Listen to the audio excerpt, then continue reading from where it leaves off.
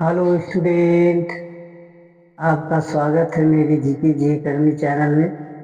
आज हम क्लास 10 की गणित एनसीईआरटी पैटर्न प्रश्नावली नंबर 3.5 प्रश्न नंबर पहले का तीसरा और चौथा प्रश्न देखेंगे। मेरे प्यारे बच्चे ध्यान देंगे।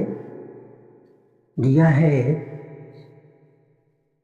निम्न रैखिक समीकरणों के युग्मों में से किसका एक अद्वितीय हल है, किसका कोई हल नहीं है, या किसके अपरिमित रूप से अनेक हल है। अद्वितीय हल की स्थिति में बज्र गुणनखंड से ज्ञात कीजिए। मतलब जो अद्वितीय हल है उसे बज्र गुणनखंड से हल करना है, ठीक है ना। और बाकी जो नहीं है उसको नहीं हल करना है। दो सवाल दिया गया है, तीसरा और चौथा भाग। तीसरा भाग देखिए क्या हल करेंगे।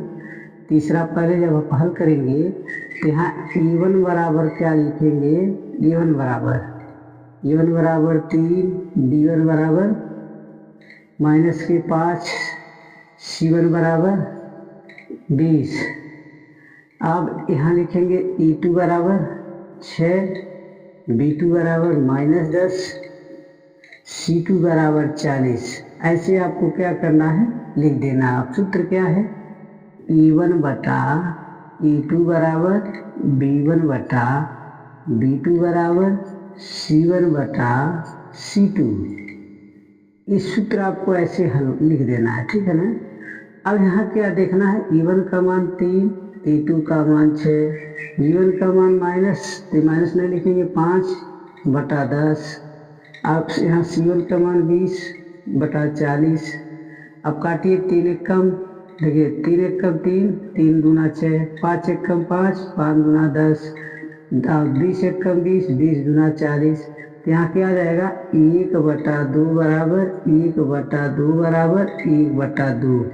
तो ये क्या बनेगा, अपरिमित रूप से अनेक हल है, क्योंकि पूरी संख्या बराबर होगी ना। तो यहाँ लिखेंगे अपरिमित रूप से अनेक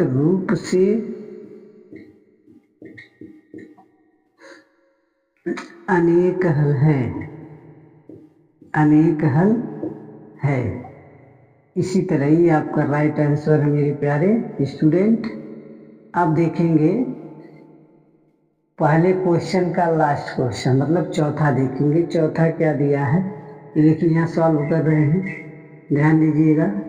यहाँ दिया E1 का मान x के स्थान पर 1 मानेंगे, B1 के स्थान पर क्या लिखेंगे -3, C1 के स्थान पर क्या लिखेंगे -7, E2 के स्थान पर क्या लिखेंगे 3, B2 के स्थान पर क्या लिखेंगे -3, C2 के स्थान पर क्या लिखेंगे -15।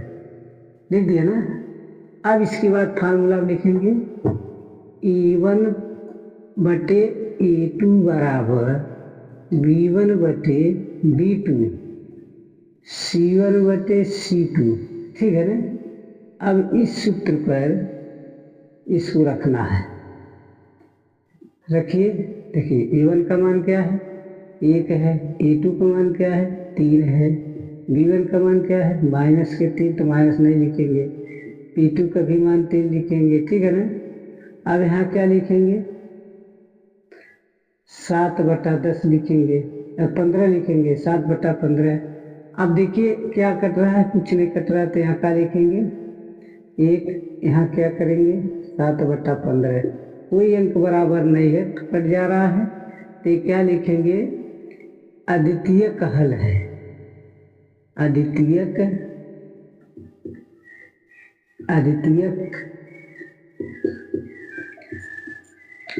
हल है। समझ आ गया ना। अब आपको क्या कह रहा कि अद्वितीय हल की स्थिति में यदि है तो इसे किस गुणनखंड से हल करेंगे, बज्र गुणनखंड में से। तब यहाँ देखिए बज्र गुणनखंड में हम देखिए, ध्यान दीजिएगा, वज्र गुणन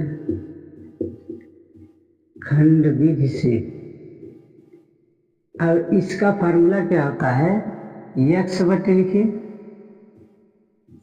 x बटे B1 C2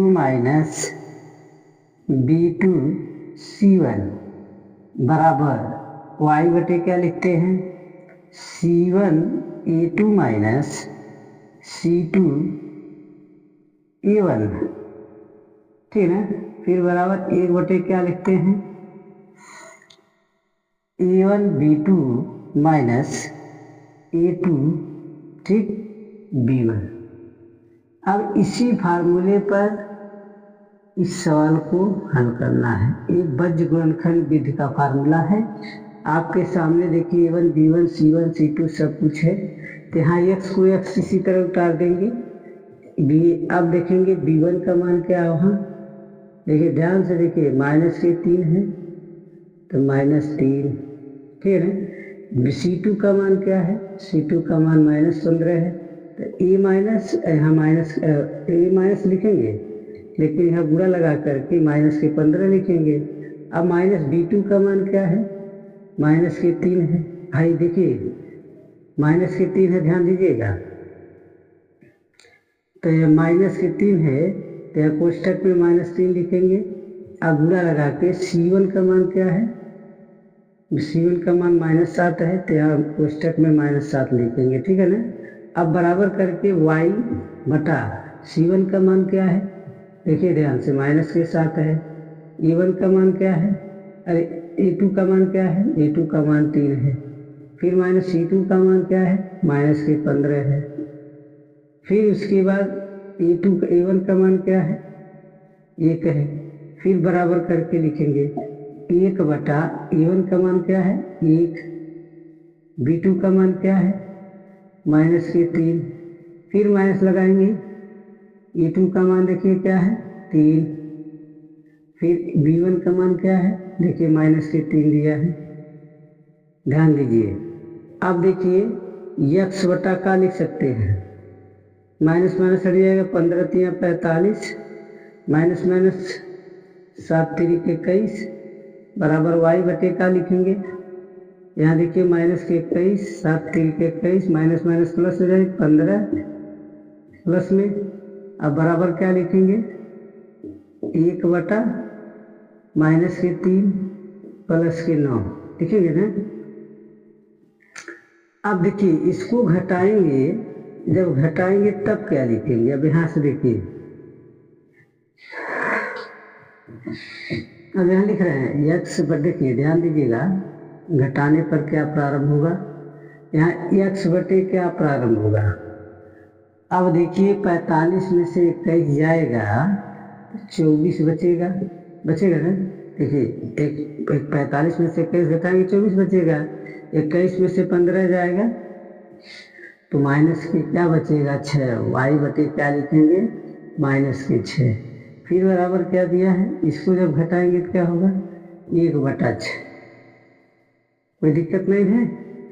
अब देखिए इसकी बराबर ही लिखना है, तो यहाँ x बराबर क्या लिखेंगे, 24 बराबर 1 बटा 6। तो ये क्या हो जाएगा, 6x होगा, आई क्या हो जाए 24। तो यहाँ क्या करेंगे, x का मान कितना निकल जाएगा, 4 निकल गया ना। अब इसकी बराबर ही लिखना है, तो यहाँ देखिए y बटा का दिया है -6 बराबर का 1 बटा 6। तो यहाँ क्या हो जाएगा, 6y बराबर -6, तो y का मान क्या हो जाएगा, -1। समझ आ गया। ये दोनों आपका राइट आंसर है मेरे प्यारे मित्र, कोई दिक्कत नहीं है। उम्मीद करते हैं इस सवाल को आप लोग बहुत अच्छे ढंग से समझ गए होंगे। यदि समझ गए, मेरे वीडियो को लाइक, सब्सक्राइब, कमेंट, सपोर्ट जरूर कीजिए और अच्छे से वीडियो को अध्ययन करिए। धन्यवाद।